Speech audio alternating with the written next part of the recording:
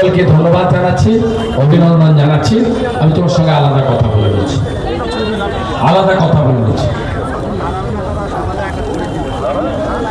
পায়ে কাঁটা ফুটেছে, যন্ত্রণা হচ্ছে চোরামূলের, বুঝতে পারছে।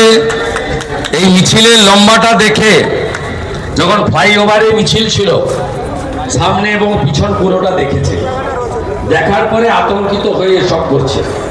এবং যারা করেছে এরা কাঁটাতারের বেড়া নেই, এরা বাংলাদেশ থেকে আসা রোহিঙ্গা বা বাংলাদেশি মুসলমান হতে পারে। খোঁজ নিয়ে আমাদের দেখতে হবে, কারণ বারাসাতেও এ ধরনের উৎপাত চিৎপাত আছে। একাধিকবার রামনবমীর কর্মসূচি, একাধিকবার অভয়ার আন্দোলনের পর্যন্ত রাত জাগার কর্মসূচি, আলো জ্বালার কর্মসূচিতে এখানে প্রতিবাদীরা আক্রান্ত হয়েছেন, সবাই জানে। বিজেপির উপর এটা, আমি বিজেপি মনোনীত ভারত বিরোধী দলনেতা, তবে আমাকে এসব করে কিছু হবে না। আমি সিপিএম কে তাড়ানো লোক, ওটা আমাকে সব ভয় দেখিয়ে কোনো লাভ হবে না। আমি মজিদ মাস্টারকেও দেখেছি, আমি কান্তি গাঙ্গুলিকেও দেখেছি, আমি সুশান্ত ঘোষকেও দেখেছি, মগরাহাটের সেলিমকেও দেখেছি, লক্ষণ সেনকেও আমি হারিয়েছি। আমাকে সব ভয় দেখিয়ে লাভ।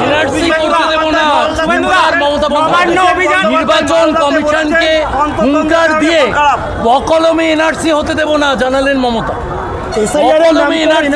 ইলেকশন কমিশন দেবে, তিনি সংবিধান মানেন না, গাজওয়ারি করে পশ্চিমবঙ্গটাকে রসাতলে পাঠিয়েছেন এবং রোহিঙ্গা বাংলাদেশি মুসলমানদেরকে বাঁচানোর জন্য বাংলা বাঙালির ড্রামা করছেন।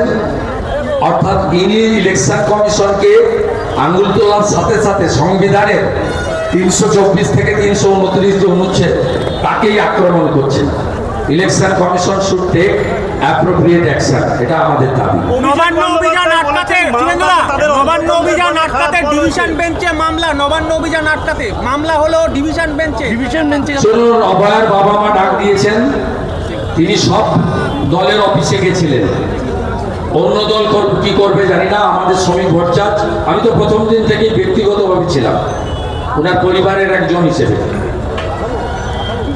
আমার সঙ্গে সেই যোগাযোগ বা একটা ভালোবাসার বা একটা শ্রদ্ধার সম্পর্ক ওদের সঙ্গে তৈরি হয়েছে।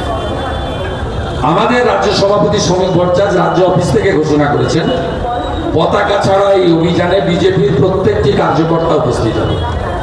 আমরা বারে বারে বলেছি প্রত্যেকটি নারী কন্যা তারা বিচার পায়, এবং অভয়া একটা বড় ইস্যু, বিচার পায়নি। প্রমাণ লোপাট যিনি করেছেন তার নাম মমতা ব্যানার্জি, তাই তার বাবা মার দাবি দফা 1 দাবি 1 মমতার পদত্যাগ। অতএব যেখানে যান কোর্ট যা বলবে দেখা যাবে, কোর্ট বলার আগে মানে কাল্পনিক কিছু বলার দরকার নেই, কিন্তু ডাক দিয়েছেন যিনি, উত্তর তিনি দেবেন।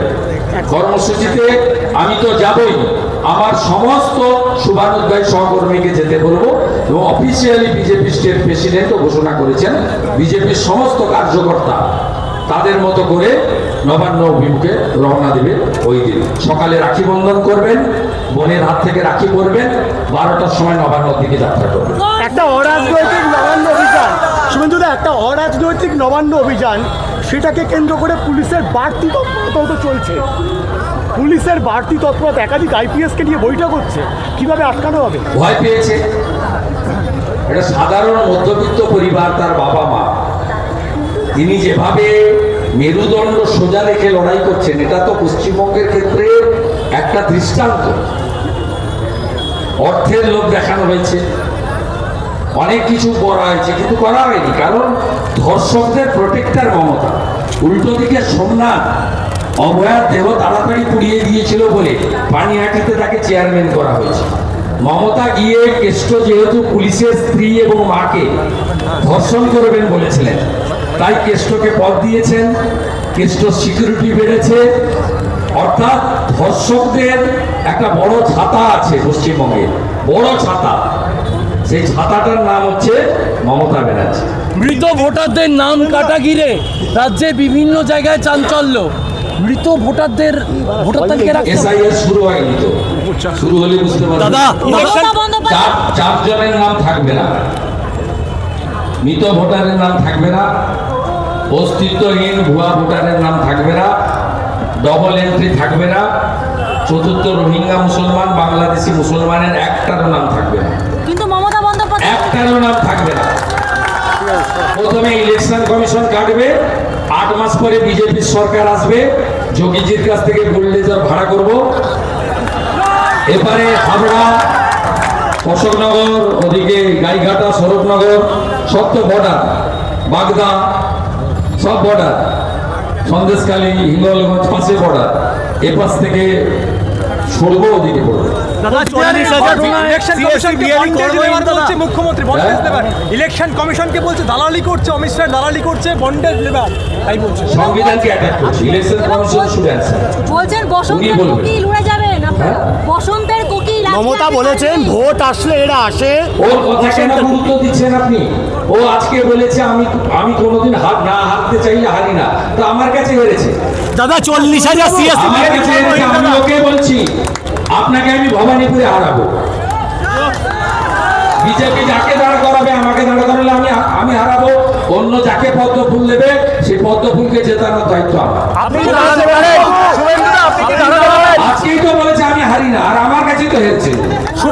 হেরেছে হেরেছে হেরেছে, যতদিন বাঁচবে কানের কাছে বাঁচবে। হেরেছে হেরেছে। আপনি কি ভবানীপুর